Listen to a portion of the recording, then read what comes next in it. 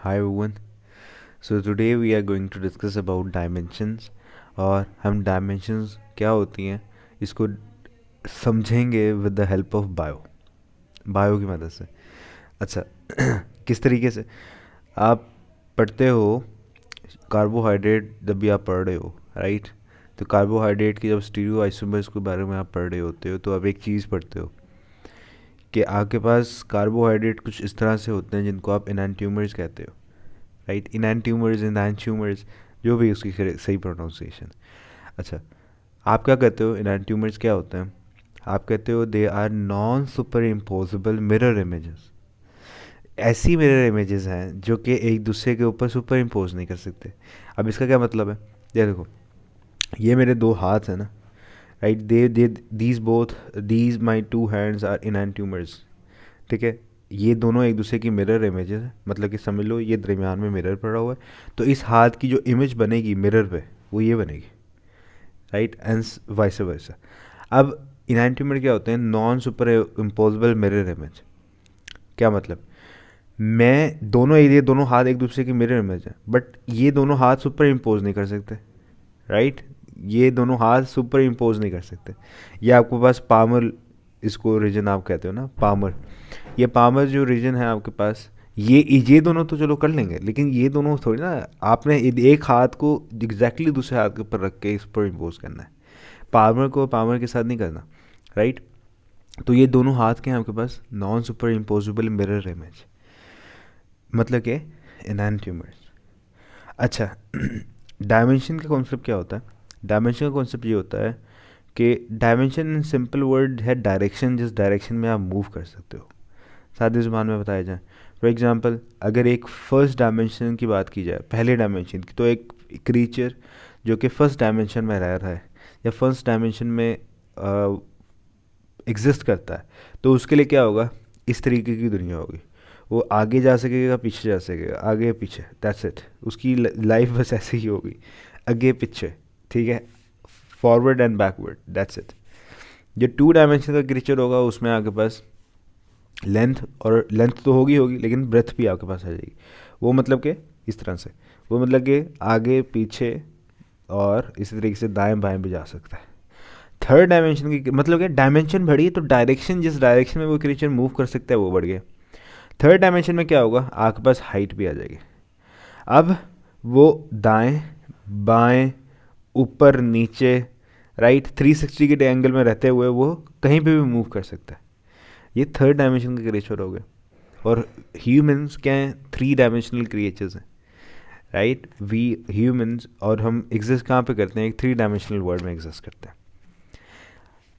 कहने का मकसद ये था कि डायरेक्शन, जिस जैसे जैसे डायमेंशन बढ़ रही है, डायमेंशन इंक्रीज हो रही है, फर्स्ट से दूसरी डायमेंशन, दूसरी से थर्ड, थर्ड से फोर्थ डायमेंशन में आप जब जा रहे हो, तो डायरेक्शन, जिस डायरेक्शन में आप मूव कर सकते हो वो क्या हो रहा है? इंक्रीज हो रहा है राइट। जिस डायरेक्शन में आप मूव कर सकते हो वो डायरेक्शन आपके पास क्या हो रही है? इंक्रीज हो रही है। फोर्थ डायमेंशन में क्या होगा? हम थ्री डायमेंशनल क्रिएचर्स हैं तो हम उसको विजुलाइज नहीं कर सकते कि क्या होगा, लेकिन एक फोर्थ डायमेंशनल क्रिएचर्स उसको आसानी से विजुलाइज कर सकता है। जैसे कि अगर फॉर एग्जांपल हम है ना थ्री डायमेंशनल क्रिएचर्स, तो हम सेकंड डायमेंशन फर्स्ट डायमेंशन को आसानी से विजुलाइज कर सकते हैं। फोर्थ डायमेंशन क्योंकि हमारी एक हायर डायमेंशन है राइट, हम उसके हमारा दिमाग उसके लिए बना ही नहीं है, या सिंपल वर्ड में ठीक है, हम उस डायमेंशन में एग्जिस्ट करने के लिए हैं ही नहीं, तो हम उसको विजुलाइज भी नहीं, हमारे लिए मुश्किल होता है उसको विजुलाइज करना भी राइट। कर तो सकते हैं ऑफ कोर्स, इसमें क्या पॉसिबल है, हर किसी की अपनी क्यूरियोसिटी होती है, अपनी क्रिएटिविटी होती है, वो विजुलाइज कर सकता है उसको, लेकिन वो एग्जैक्टली है क्या वो हम नहीं समझ सकते। वो फोर्थ डायमेंशन वाला क्रिएचर बता सकता है। समझ आ रही है बात? अच्छा फोर्थ डायमेंशन क्या होगी? इन्हीं, आप समझ लो आप स्पेस में मौजूद हो, 3D में, एक्स वाई जी राइट। इसमें कोई और डायरेक्शन की और डायमेंशन अगर आ जाए, जिस डायरेक्शन के लॉन्ग आप मूव कर सको, वो क्या होगी? Fourth dimension right. अच्छा अब इमेजिन करो कि आपके पास फोर्थ डायमेंशन में आप हो, और फोर्थ डायमेंशन है क्या? फोर्थ डायमेंशन है टाइम टाइम है फोर्थ डायमेंशन। मीनिंग टू से आप अगर फोर्थ डायमेंशन में हो ना, तो आप टाइम इंडिपेंडेंट हो, टाइम आप पे डिपेंड नहीं करेगा, ना ही आप टाइम पे डिपेंड करोगे, आप इंडिपेंडेंट हो जाओगे टाइम से। राइट, वो वाली बात जो लाइक जो अल्लाह ताला कहते हैं ना कि दो तरह की क्रिएशंस अल्लाह ताला ने, गॉड ने बनाई है, आलम खल्क, आलम अम्र। आलम खल्क जो टाइम इंडिपेंडेंट हो, आलम अम्र जो का टाइम इंडिपेंडेंट हो, वो खालिक अम्र, खालिक खल्क जो टाइम डिपेंडेंट हो, जैसे कि हम, हमारी बॉडी, हमारी सोल जो है वो आलम अम्र से ताल्लुक़ रखती है। दैट्स वाई वो बुरी नहीं होती, उसको खाना नहीं चाहिए। आलम खल्क, हमारी ये बॉडी जो है वो आलम खल्क की चीज़ है, बिग बैंग के बाद बनी है। राइट, तो उसको टाइम चाहिए, वो बूढ़ी भी होती है, उसको चोटें भी लगती हैं, उसको खाना भी खाना है, उसने एग्जिस्ट करना है। राइट, तो आप फोर्थ डायमेंशन में अगर हो, दिस मीन्स टाइम आपके लिए, आप इंडिपेंडेंट हो गए हो टाइम के, या फिर तो सादे ज़ुबान में आप टाइम को कंट्रोल कर सकते हो। टाइम ट्रैवल का कॉन्सेप्ट यही तो है। राइट, एक और डायरेक्शन, एक और डायमेंशन जिसके अलॉन्ग आप मूव करो तो टाइम, आप इंडिपेंडेंट हो जाओगे, तो आप पास्ट में, प्रेजेंट में, जो जहाँ जाना चाहो आप जा सकते हो। राइट, क्योंकि टाइम भी क्या है, एक टाइम भी सीधी एक डायरेक्शन है। हमारे लिए टाइम क्या है, एक लीनियर। हमारे लिए टाइम एक सीधी लाइन है ना। क्या सीधी लाइन है, क्या आपके पास उस सीधी लाइन में, ये देखो पेन भी नहीं चल रहा है खैर, ये सीधी लाइन में अगर मैं दिखाऊँ आपको, पेन किधर गया यार, ये देखो, अब सीधी लाइन में आपके पास, आपके लिए एक थ्री डी क्रिएचर के लिए क्या है कि पास्ट पीछे है, प्रेजेंट यहाँ पर है, फ्यूचर जो है वो आगे की चीज़ है। टाइम इस तरीके से सीधी लाइन में चल रहा है, आप प्रेजेंट में हो, आप पीछे नहीं जा सकते, और ना ही आप आगे जा सकते हो।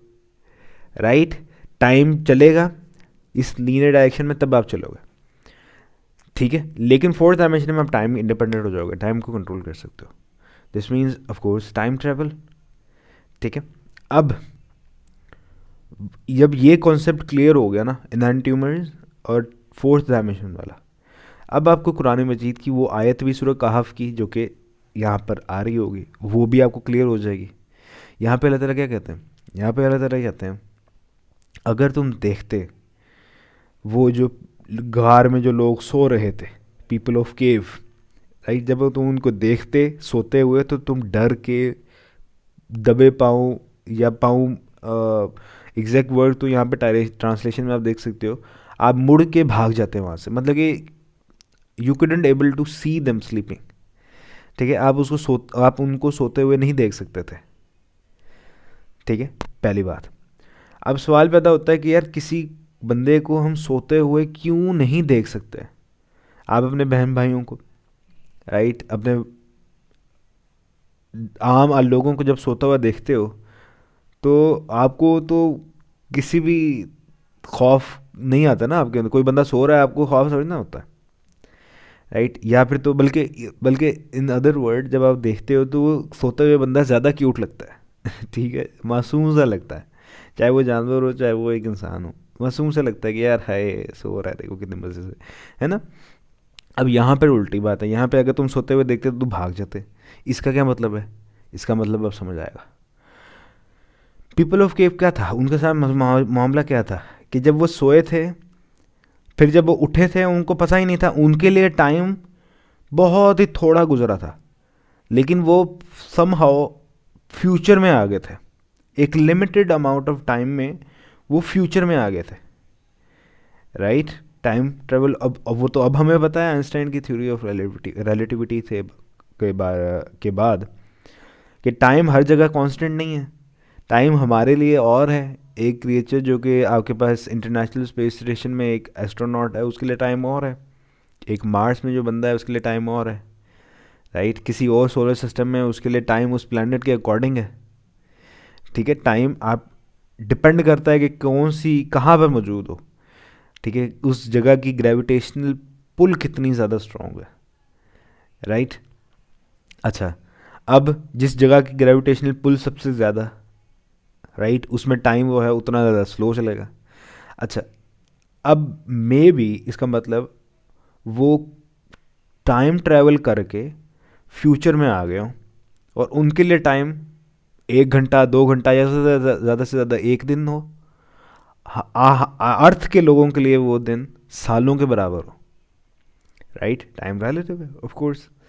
अच्छा, अब इसका क्या बात हुई, इसके बाद आपको समझ आएगी इनैनिट्यूमर्स वाले कॉन्सेप्ट से।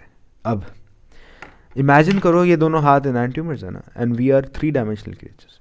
आप इन दोनों को 3 डायमेंशन में रहते हुए कैसे भी आप मरोड़ो, कैसे भी अपने हाथ की पोजीशन रख लो, जैसे मर्जी इस हाथ की पोजीशन मरोड़ के अपना रेडियस और अल्ना की पोजीशन जैसे मर्जी कर लो, आप इसको सुपर इम्पोज नहीं कर सकते। राइट, आप उसको सुपर इम्पोज नहीं कर सकते एक दूसरे के ऊपर। अब इमेजिन करो पता नहीं कोई ऐसी डायरेक्शन आ जाएगी जिस डायरेक्शन में आपको अपने हाथ को पता नहीं किस तरीके से मरोड़ोगे, किस तरीके से पोजीशन रखोगे कि ये दोनों हाथ एक दूसरे के ऊपर सुपर इम्पोज हो जाएंगे। अब इमेजिन करो आपके ये वाले हाथ की हालत क्या होगी। आप अपने हाथ को भी मरोड़ रहे हो ना, राइट, जैसे मर्जी कर लो, आपका दोनों हाथ एक दूसरे के ऊपर सुपर इम्पोज नहीं कर सकते। तो थर्ड डायमेंशन में, फोर्थ डायमेंशन में डायरेक्शन और आ गई, उस डायरेक्शन के अलॉन्ग जब अपने हाथ को मोड़ोड़ा आपने, तो कुछ ऐसा हुआ कि आपका दोनों हाथ सुपर इम्पोज हो गए। जो इनैनिट्यूमर्स थे वो फोर्थ डायमेंशन में सुपर इम्पोजेबल मिरर इमेजेस बन गए।